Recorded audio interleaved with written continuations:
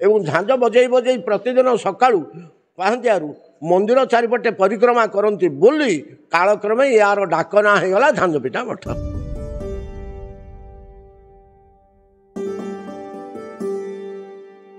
400 वर्ष पुराणा झांझीपिठा मठ तीन चतुर्दिग बालुका राशि परिपूर्ण थिला। कुहाଯାଏ एमिति एक स्थान जेउठारे समस्त मंत्र सिद्धि होइथाए। गुंडीचा मंदिर रे मार्जन, जगन्नाथ मंदिर भीतर बेढ़ारे हेउथिबा पादपद्म सेवा झांझीपिठा मठ द्वारा करा जाइथाए। श्री चैतन्यଙ୍କ अन्य शिष्य हेउचंदी सेवादास। सकाळु सकाळु एही मठरु बड़ झांझटिए धरी बाहरी पड़ंदी जगन्नाथ मंदिर को। सिंहद्वार सम्मुखरे झांझटिए धरी जोरे बजाती उठ उठ समस्ते जगन्नाथंकर मंगल आरती हेबाकु जाउची। आ भक्त माने उठी पड़ी महाप्रभुंग मंगल आरती दर्शन करंती। सच्चिदानंद दास बाबाजी परिचालक झांझपिठा मठ पुरी। झांझपिठा मठ एक प्राचीन मठ पुरीर और प्रसिद्ध मठ मध्य। प्राय 450 वर्ष पूर्वे ए मठर सृष्टि होता।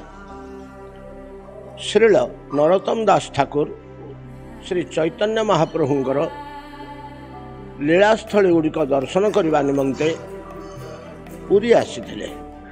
से नाना स्थान भ्रमण करी ए स्थान को आसी पहुँचले। सेतेबेले स्थानटी एक बालुका राशि थिला एवं चतुर्दिगरे बुदालटा गछलता रही मझिरे खंडिए बाली अंचल रही। सेठी से गड़ागड़ी देले से बाली देहरे बोली हेले एवं देह रोमांच है बालीर स्पर्श एवं आखिरु अश्रु बहिला। तेणु शिष्य मैंने पचारे जे गुरुदेव यार कौन महिमा अच्छे जे आपण शरीर में भक्तिर विकार देखा मिलूँ। से कही एटिकी महाप्रभु आसीथिले जड़े शिष्य सेवादास से कहले जे मु ए स्थान में रहिबाकु चाहे मत अनुमति दिंतु मुझे रही हरि भजन करी। अवश्य नरोत्तम दास ठाकुर कही जे यही स्थान और तोटा गोपीनाथ ए दुईटी जगह पुरीर मंत्र सिद्धि होबार स्थान एवं भक्ति मध्य अल्प समय भितर मनुष्य को मिली थाए। ए स्थानर महिमा एपरी। झांझपिठा मठर आराध्य देवता होचंदी राधाकृष्ण। राधाकृष्ण सह निताय गौरांग आउ चतुर्धा जगन्नाथ मूर्तिंकर मध्य सेवा सुष्ठु भाव सामान भाव रही। यथेष्ट शालग्राम और बहु परिमाण गोवर्धन शिला ये परिपूजित होता। जगन्नाथ मंदिर भितर चैतन्य महाप्रभुंकर पादपद्म सेवा जे रही भितर बेढ़ारे से सेवा झांझपिठा मठर। एत व्यतीत अन्यान्य नाना समय नाना प्रकार कीर्तन, रथयात्रा समय गुंडीचा मंदिर मार्जन एभलिया अनेक प्रकार कार्य मंदिर सहित संपृक्त हो रही।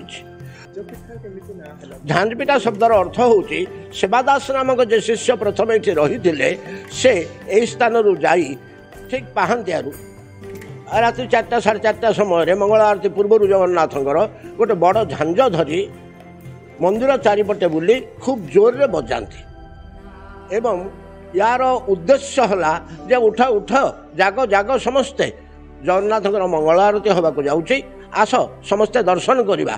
यही है उद्देश्य। यही भाव नहीं से झांझ बजे बुलती।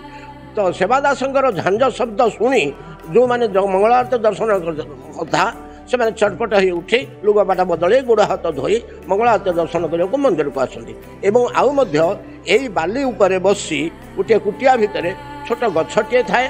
से गछर अल्प उच्चता 5-7 फुट ऊपर को उठी जाए बसी खूब जोर रे मझे मझे झांझ बजाती। खूब जोर रे झांझ बजाती एवं झांझ बजई बजई प्रतिदिन सकाळू पाहंतियारू मंदिर चारिपटे परिक्रमा करती बोली कालक्रमे यार डाक ना होगला झांझपिठा मठ। पुरीरू सत्यप्रकाश रिपोर्ट लोकल 18।